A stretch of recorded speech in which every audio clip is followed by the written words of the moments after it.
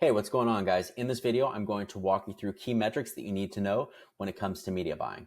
We're going to be focusing this video specifically on e-commerce metrics. Lead gen metrics are very similar, but we're going to create a second video for that as well. So starting from the top, I'm not going to read through all the details in the sheet, but I will provide the link below. So make sure that you read through this entire sheet. A lot of the stuff will be on your test. I'm going to walk through just kind of holistically these terms and walk you through what they mean.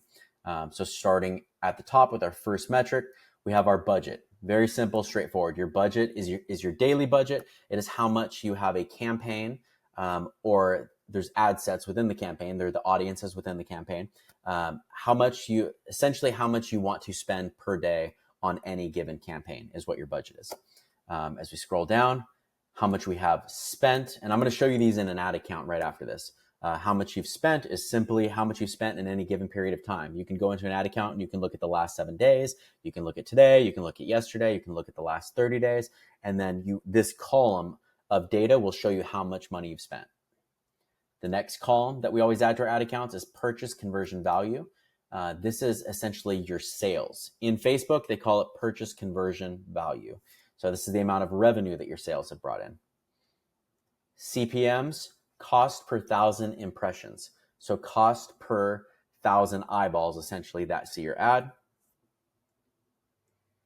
One thing to note with CPMs is when you see them very high. So when you see one ad relatively higher than another, say if you're running 3 different ads, one's at a $20 CPM and the other one has $100 CPMs, it means that Facebook or whatever platform that you're advertising on does not think that ad is relevant to that audience. So it thinks it's essentially you're forcing that ad onto that audience.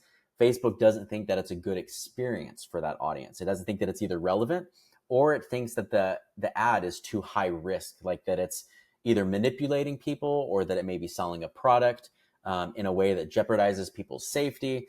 So any of these platforms that you advertise on is always going to put the user first. So if you ever see any of your ads with a much higher CPM than your other ads, it simply means that that platform does not think that ad is giving the user a good experience. So you have to dig into it of like, okay, is the image something that the platform may dislike? Is there something in the copy that seems like it could be either endangering the viewer or misleading the viewer?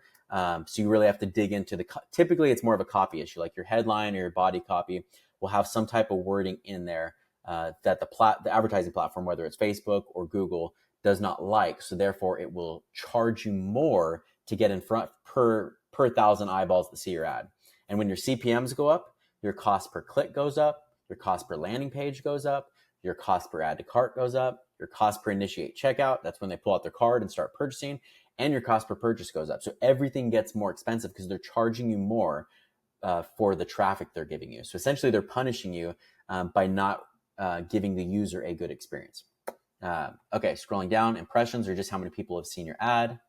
Frequency is how many times people have seen your ad. So if you set your time frame window to a 7-day window, it'll show you how many times people on average have seen your ad in the last 7 days.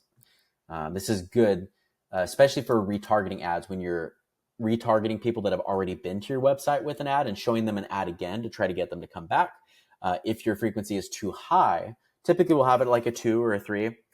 But if it's at a 10 and people are seeing your ad 10 times a week or 10 times a day would be even worse, it may just be a little too much. So it kind of gives you a gauge of when you can dial your budget back, essentially. Like if you're spending too much and it's a small audience, you'll see your frequency just go up to 10, 20, where they're seeing your ad repeatedly because you've given the advertising platform, such as Facebook, such a too high of a budget for a very small audience. Okay, unique outbound click-through rate. This is essentially the percentage of people that are clicking on your ad and going to your website. So if 100 people see your ad and 2 people click the call to action button, so like the learn more or buy now button, shop now, then it'll be a 2% outbound click-through rate. And outbound just means they're going to your website. So unique outbound clicks, that's just how many clicks, how many people clicked on your ad to go to your website. Cost per unique outbound click. It'll just divide how much you've spent divided by, pretty self-explanatory, divided by how many clicks. Landing page views, this is how many people have landed on your website. Cost per landing page view, how much it costs you to get each of those people on your website. So essentially, we're going kind of further down the funnel of the user experience of what happens once they click on your ad. Then how many people added to cart. So there's add to carts.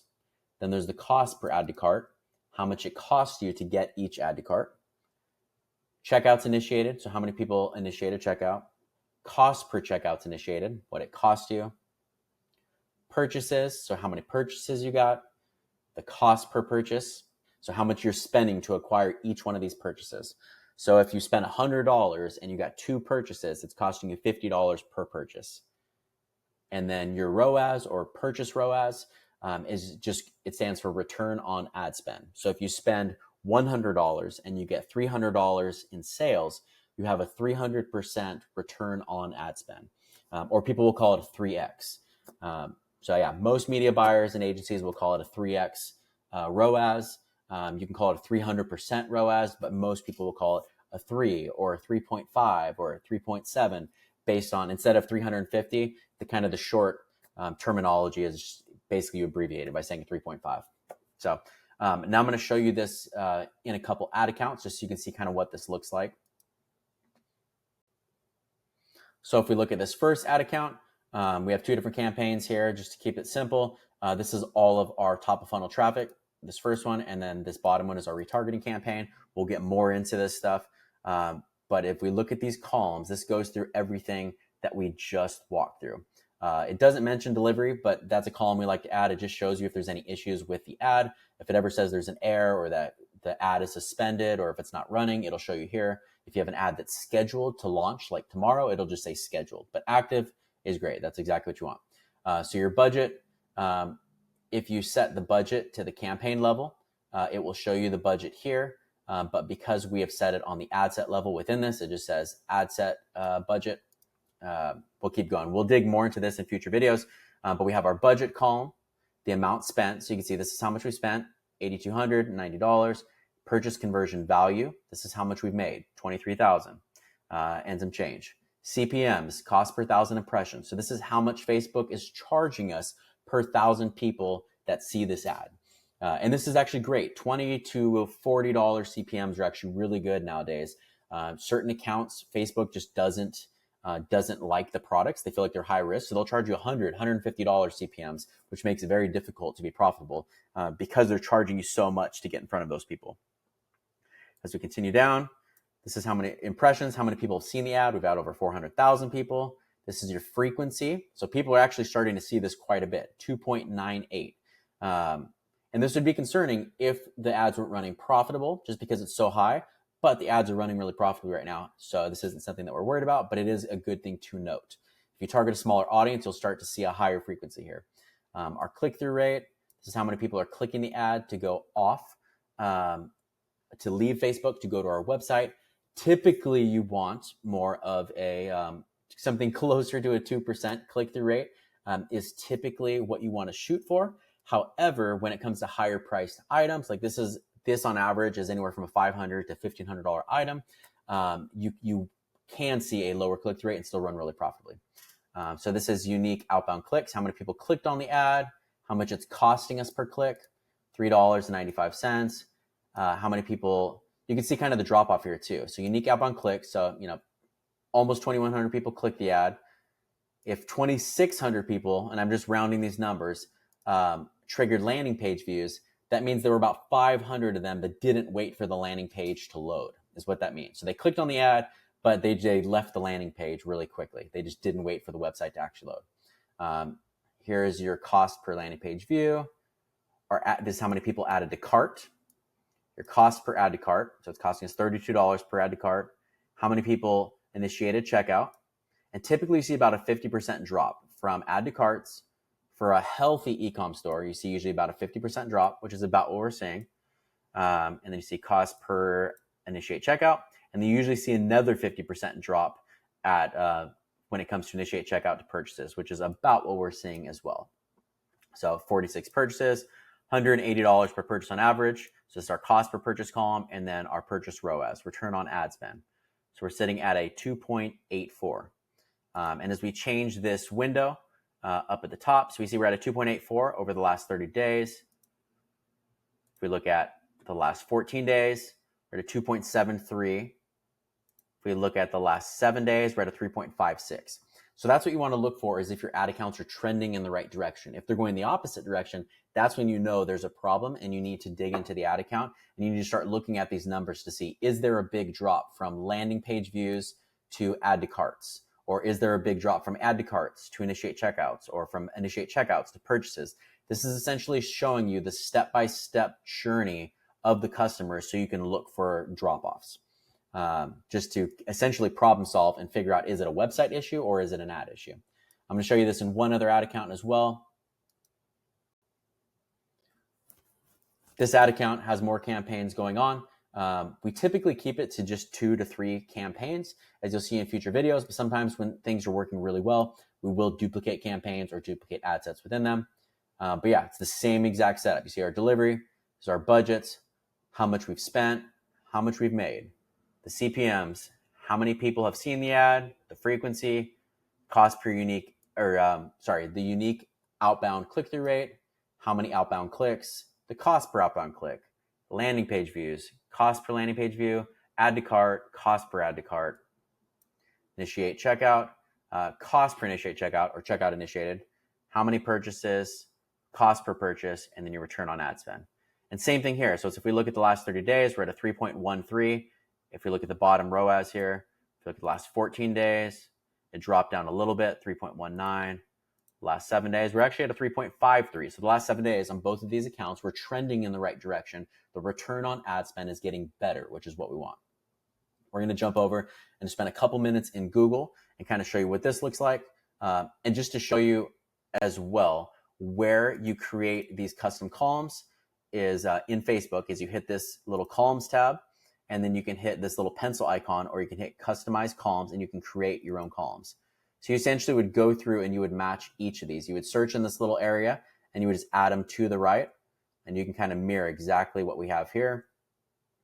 Feel free to pause this video and rewind it. And then you would call it whatever you want. I usually call them e-commerce or lead gen, depending on what it's for. And then you hit apply and it'll save it for you. So that way you always have that template available for you. Moving over into Google. Google is slightly different. You hit columns here and you hit modify columns and you can create your own custom columns as well. But what they call things are slightly different. So we have our budget. Status is like the delivery. It's basically the status of the ad. Google, of course, wants us to spend more constantly. This is a really low budget account.